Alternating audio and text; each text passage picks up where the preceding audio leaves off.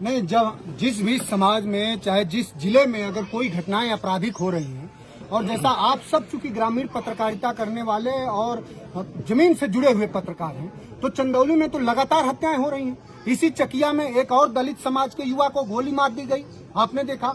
जो 17 तारीख को यहाँ घटना हुई है, ये सबके संज्ञान में है। ये घटना सिर्फ इसलिए नहीं हो रही है कि आपस में लोगों का विवाद है।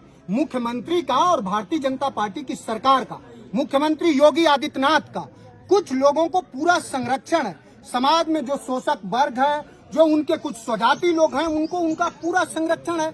और उनके संरक्षित लोग ही, जो सत्ता पोषित और संरक्षित लोग हैं, वो लगातार दलित और पिछड़े समाज के लोगों की हत्याएं कर रहे हैं। सिर्फ इतनी ही तो बात थी कि एक युवा अपनी टेम्पो लेके खड़ा था और किसी सामंती को या किसी बड़े व्यक्ति को जो अपने आप को राजा समझता हो, उसे उसकी टेम्पो नहीं सूझी, टेम्पो तो हटा भी लिया। और जो व्यक्ति जिनकी हत्या कर दी गई, वो कोई असलहा लेकर के, कोई डंडा भी लेकर के वहां नहीं गए थे। वो इसलिए गए थे, बसा इसलिए गए थे कि उनके बच्चे वहां से आए, चूंकि उनको गालियां दी गई, धमकाया गया, तो गए कि अगर हमारी गलती है तो हम मान लेंगे। इसके बावजूद भी पुलिस नहीं आई और पहले से लोग घात लगा के बैठे हुए।